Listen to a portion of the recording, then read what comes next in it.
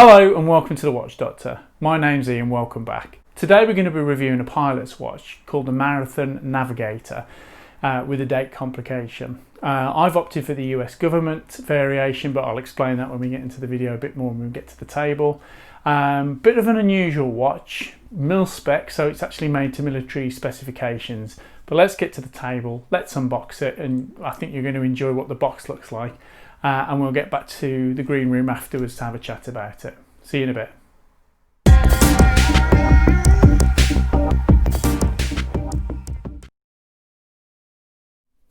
And here we are, here's the box, and this is it. This is all you get. This box with a few of the military specifications there on the front.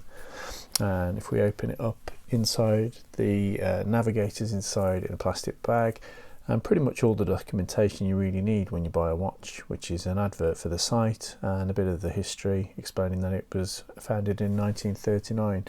The company then went on to make equipment and various things, instruments, etc. during the Second World War. And there we go. I've got the US government variation, as it says on the dial.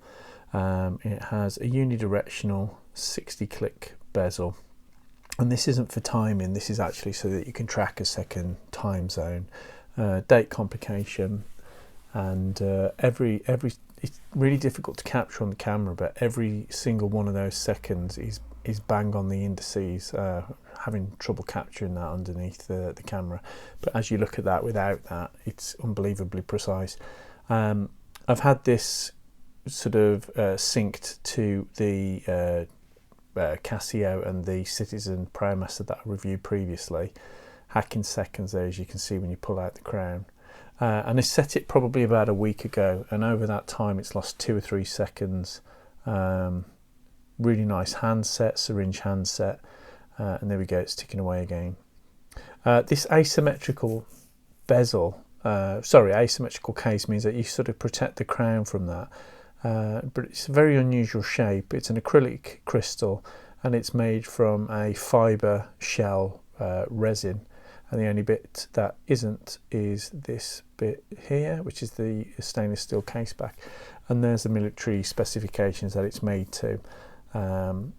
So very interesting watch, very precise, very affordable, around £150. And if we go onto the website and have a look, they sell lots of different things, from alarm clocks to various divers watches, and there's an example of one of the divers watches.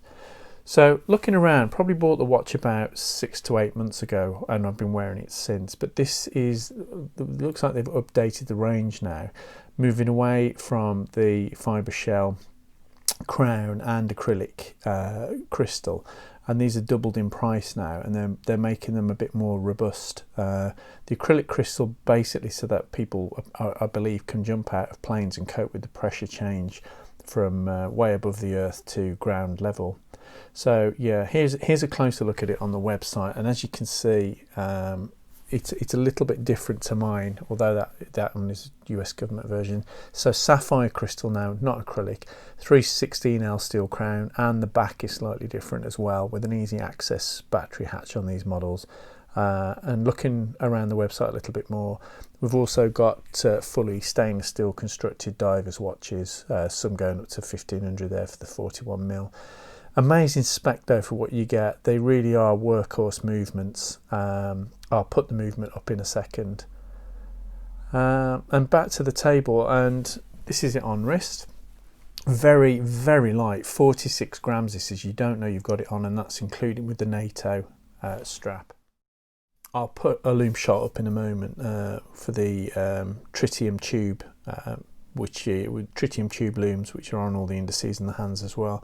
And let's have a look at it on the calipers. So just a sec, I'm still finding these fiddly. Just under 46mm when I get it back there.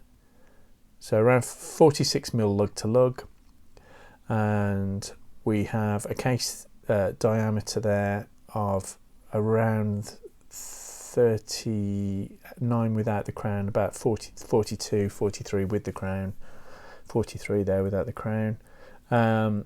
Depth of the watch is 14 with the NATO, and if we just move that out of the way, Watch depth is 12.5 without the crown. Without the nator, so easy to slip under most cuffs. And the lug to lug is finding it difficult here. It's showing, I believe, right there as 19, but it does have a 20mm strap on. It's just a bit difficult to get those caliper pincers into the lug to lug. So yeah, as I say, extremely precise, hack in seconds. 12 hours around the outside, 24-hour indices on the inside.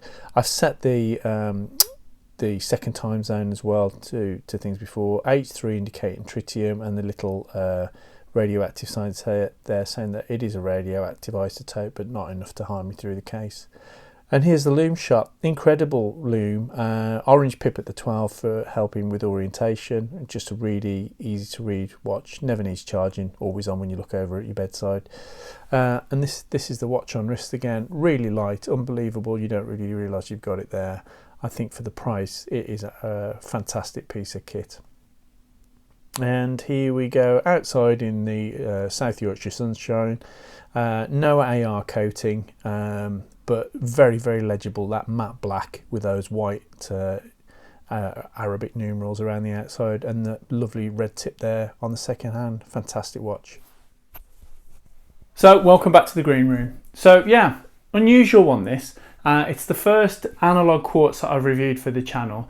Fantastically accurate. I've kept an eye on this with the watch that I reviewed previously, which was the Citizen